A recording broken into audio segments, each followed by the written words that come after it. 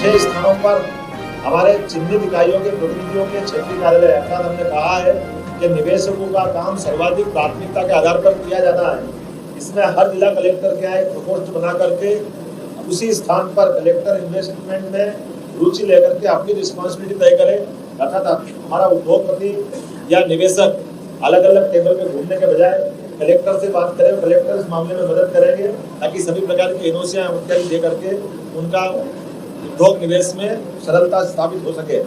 मुझे इस बात की प्रसन्नता है कि हमारे क्षेत्रीय कार्यालयों के 6 स्थान पर जो मैंने पहले बताया है कि लगभग 28 इकाइयों के लोकार्पण भूमि पूजन किए गए, जिसमें ये 4000 के आसपास लोगों को रोजगार दिया जाएगा।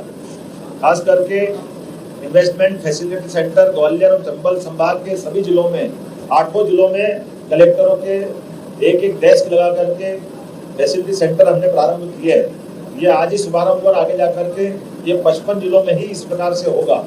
6 सेक्टोरियल सेशन में अलग अलग प्रकार से बात की गई, उसमें एमएसएमई और निर्यात में अवसर, ओडीओपी सेक्टर पर फोकस, पर्यटन में अवसर, स्टार्टअप क्षेत्र में अवसर, फुटवेयर और उच्च शिक्षा और कौशल में भी अवसर, ग्रामीण हथकरघा और हस्तशिल्प उद्योगों में भी रोजगार की बड़ी संभावनाओं पर हमारे अलग अलग सत्र हुए।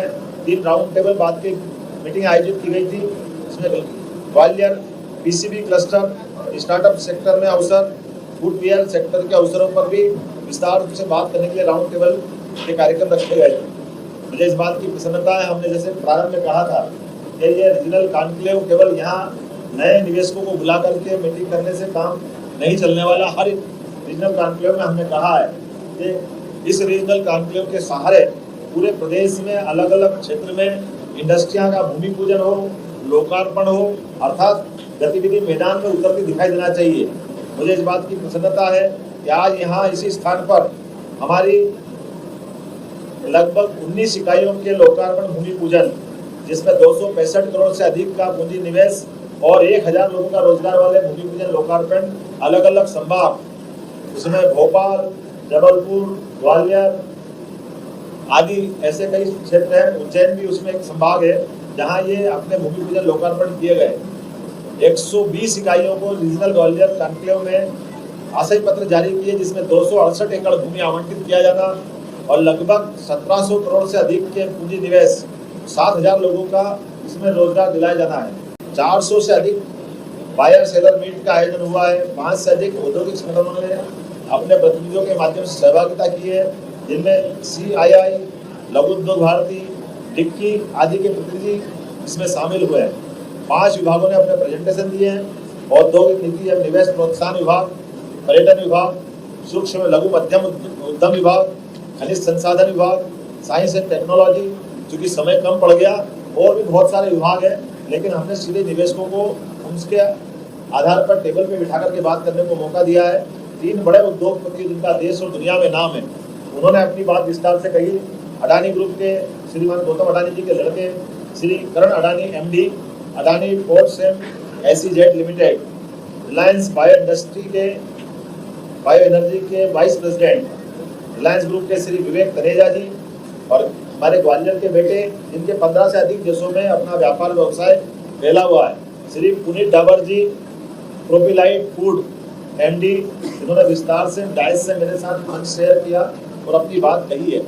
20 से अधिक उद्योगपतियों, उद्योग संगठनों के साथ 1 to 1 बात करके उनकी बात भी हमने समझी है और उनके निवेश में क्या मदद हम कर सकते हैं, सरकार से उनकी क्या अपेक्षा है, एक दूसरे की बात करते हुए उनके निवेशकों के इरादे पक्के करने का काम हमारी मैन टू मैन की बातों में किया गया, जिसमें मिलने वालों में से खास करके अडानी ग्रुप, रिलायंस ग्रुप, प्रोपेलाइट फूड, एलेक्जर industries, SSG furnishing solutions, prime gold, AGI glass pack इत्यादि बड़े ग्रुप उल्लेखनीय है। इस कार्यक्रम की हाईलाइट्स की बात करूँ तो 4000 से अधिक प्रतिभागियों ने इसमें भागीदारी की है। 15 अंतर्राष्ट्रीय प्रतिनिधियों ने भागीदारी की है, जिसमें Canada, Netherlands, Togo, Zambia, Mexico से आए प्रतिनिधि मंडल भी आज के रीजनल कॉन्क्लेव में शामिल हुए। 150 से अधिक विशिष्ट अतिथियों ने हमारे साथ भागीदारी की है। अधिकांश पर्यटन, IT, फुटवेयर, कृषि, खाद्य प्रसंस्करण के अलग अलग क्षेत्र के उद्योगपति थे।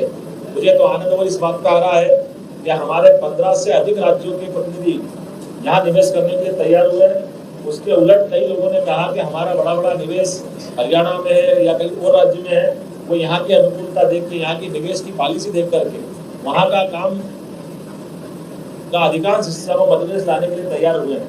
मैं सबके लिए मध्य प्रदेश में जो संभावना बनी उसका धन्यवाद भी देता हूँ, लेकिन मैंने कहा कि आप जहाँ काम कर रहे हैं वहाँ भी करिए और अलग से काम बढ़ाना तो हमारे यहाँ आइए, क्योंकि हमारे यहाँ काम करते करते पूरा देश एक ही है।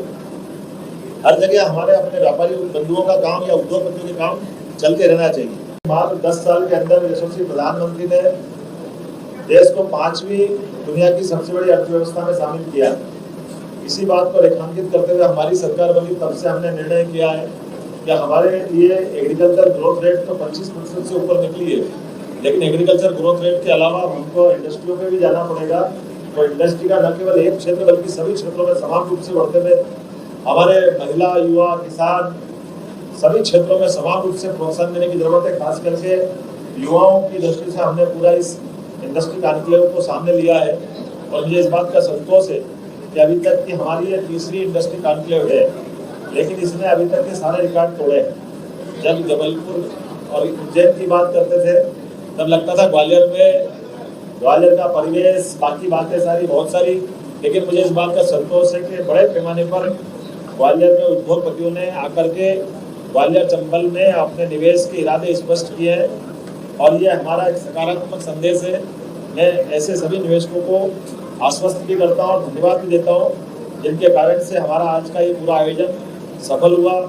हमारी हेवी इंडस्ट्री, एमएसएमई इंडस्ट्री अर्थात लघु मध्यम इंडस्ट्री और अलग अलग प्रकार की इंडस्ट्री जिसमें रोजगार परक भी है, मशीन आधारित भी है, कृषि आधारित भी है, फुटवेयर से लेकर के लेदर पार्ट्स और बहुत सारे अलग अलग विविधता वाले क्षेत्रों में रोजगार परक इंडस्ट्री, जिसमें रेडीमेड गारमेंट्स की बड़े पैमाने पर रोजगार देने वाली इंडस्ट्री में भी लोगों ने रुचि दिखाई है।